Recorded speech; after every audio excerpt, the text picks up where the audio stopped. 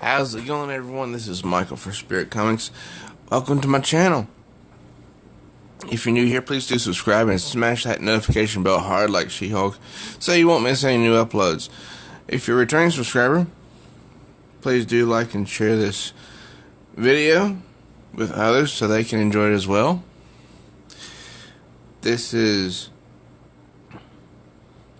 day 24 of the 25 days of comic book reviews. On the 24th day of Christmas, my true love gave to me a classic Superman story. This is from Christmas with the Superheroes. It came out in 1988. My gosh, how old was I in 1988?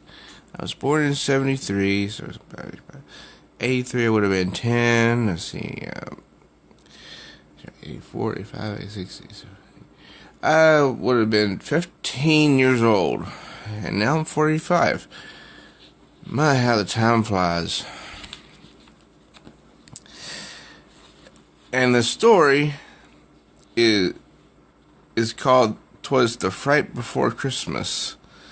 From DC Comics Presents, originally number 67, that came out in March of 1984. This has to be the best collection of Christmas stories that I've read so far from DC Comics, and that's saying quite a lot, really.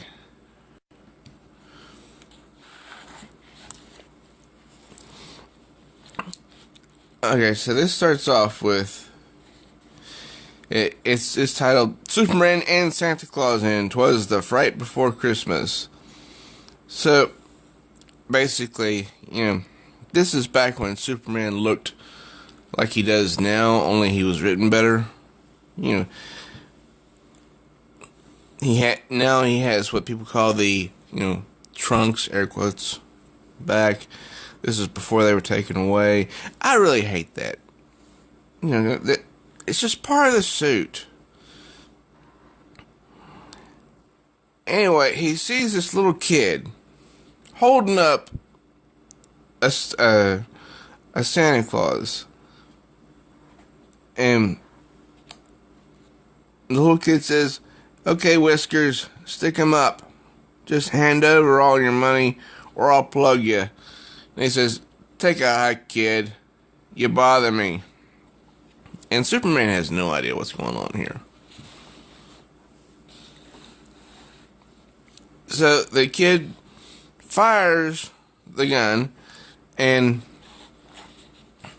it's just it appears to be a toy gun, because you see the thing hits his nose. And the Santa says, "That wasn't very funny, kid. Your little toy might seem harmless, but you could take out somebody's eye with one of these things." Superman examines it with his X-ray vision and finds out it is harmless, because it's been projecting some sort of radiation that is controlling the child. And all he can do is just say the same statement over and over. "Hand over all your money. Hand over all your money," like a robot. So Superman wraps the kid up in his cape and flies him to his Fortress of Solitude, where he's able to deprogram the kid. And get this, the boy's name, he says, "Are you all right, son? Can you tell me your name?" He says, It's Timmy Dickens." I love the irony there. And anyway, he goes on to tell that he found the presents that his parents bought for him, since he doesn't believe in Santa Claus. And he tested out the pop gun. When he fired it, that's when, everything just kind of went hazy, you could say.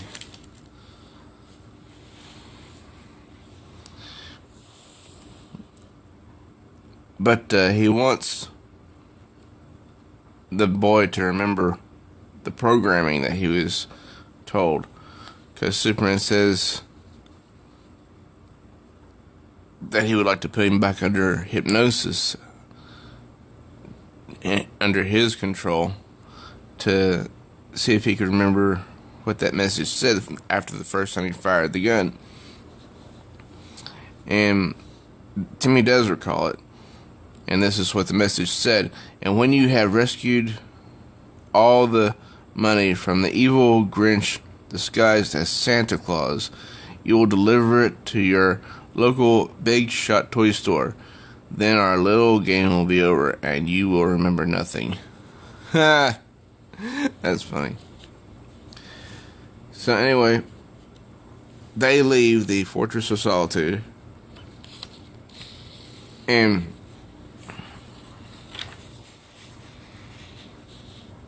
for some odd reason, Timmy gets this other toy out of his clothes. It's like a little ship or something, and it's a heavy gravity ray or something, because Superman falls to the earth really fast. But Timmy's not harmed at all, because Superman turned so that he would land on the earth first, and he was holding Timmy so that he would not be harmed. So in the process, the boy's trying to get Superman to wake up, and then these 4 figures come into the picture here. I'm sure you can see them down there. And because Timmy says, I don't want to die out here alone. Alone, he says. So what are we, plum pudding? He's a big one, he is. Come on, fellas, we're gonna need help. And this is funny. And the boy asks, hey, who are you guys? And they say, hey, don't you know? This is the North Pole, Sonny. We'll give you 3 guesses. So back on, in North America, that villainous owner of the Big Shot toy store is, grinning because he thinks he's done away with Superman. And so he just keeps on smiling, but he makes some plans because he thinks, just in case Superman did survive, the terrible Toyman will be ready for him. So it's the Toyman. And then Superman comes to and asks, where am I? Who are you guys? And Timmy remarks, isn't it neat, Superman? They found us in the storm and brought us here. But just where is here? Superman says. Well, here's our answer.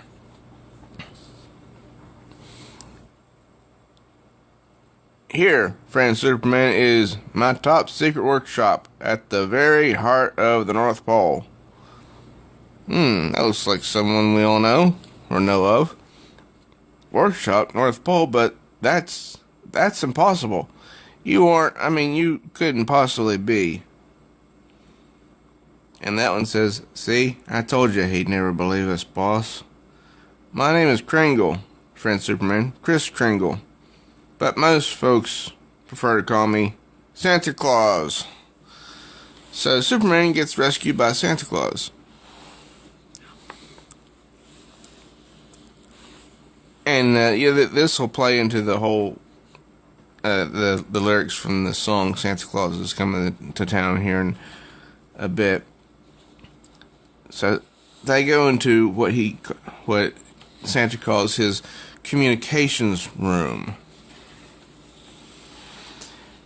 and that's where everybody is kept tabs on it, and Santa says, the wonders of the computer age. And keep in mind, the story came out in 1984. And they're even keeping tabs on the Toy Man. But Santa does remark that, though truth to tell, I often miss those simple toys of years gone by. The days of pop guns and wooden soldiers and China dolls and rocking horses seem so far away now. More's the pity. My sentiments exactly, Superman says. And then the writer does a little bit of retconning. And if you don't know what that means, retcon means that they're taking they're basically they take something away. Now, Superman remembers a toy that he played with when he was a little boy. And as you can see right here, he is a little boy. And he's thinking, the toys of our childhood are always the most precious to us. I remember a toy I loved as an infant, handmade by my father, Jor-El, greatest scientist of my home planet Krypton. Now, that does not really look like an infant to me. An infant, in my mind, is not able to sit up. I would say that's more like a toddler. And anyway, when Superman was sent from his home planet of Krypton, he was just an infant, wrapped in, well, I'm sorry for lack of a better phrase, swaddling clothes, just cloth. Not able to sit up properly. Only old enough to feed from his mother's breast. This boy right here can sit up. So anyway, it was a holographic toy that whatever Superman was thinking of is what he would see. But anyway, I digress. So Santa leaves to make his rounds and is going to deliver Superman back.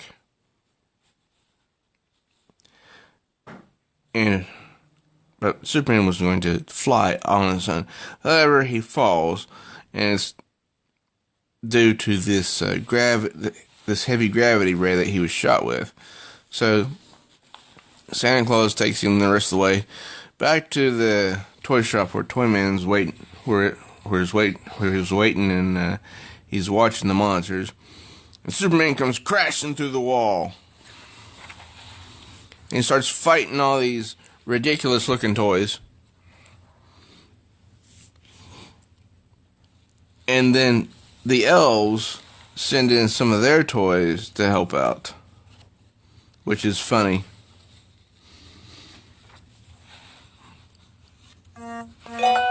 Then Superman is finally able to make some short order of the toys they're attacking. Because, that's just funny. Toys attacking Superman. However, I think that was also one of the themes in Batman the Animated Series. And it was in one of the most, one of the best episodes, too. And anyway, everything starts to go awry for the Toyman. He says, No, it isn't fair. I was winning, don't you know? Till those other daft toys butted in. But I can still win. Oh, yes, I can indeed. And so they, this robot gets hit with Toyman's own, I guess, one of those heavy gravity guns, and he starts falling down through the earth. So we never see that little robot again. And I just love the story, because it's cute, it's funny, yeah, it's lighthearted,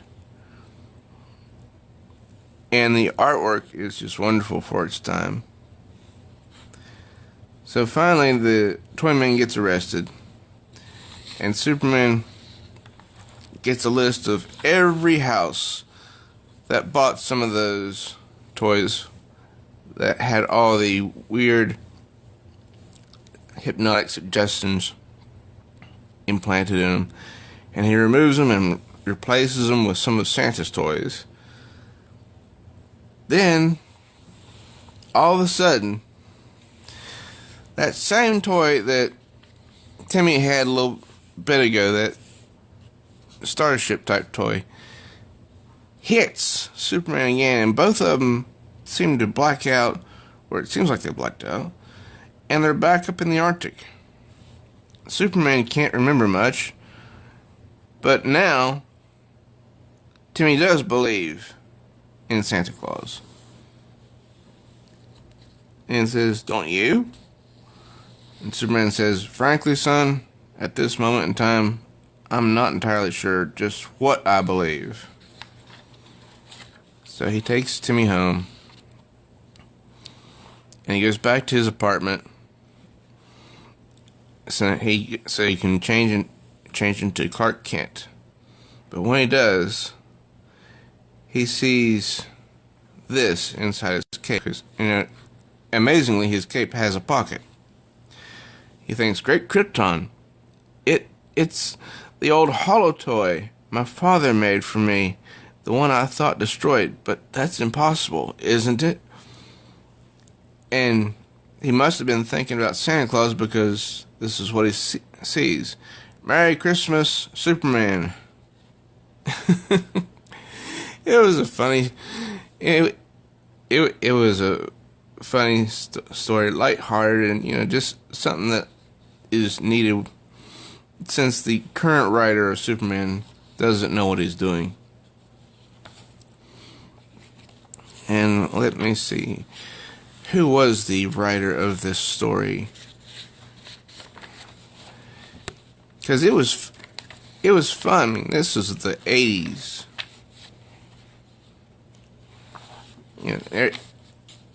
Back when stories weren't so dark and in meaning and everything. Let's see. Len Wein, co-plotter and scripter.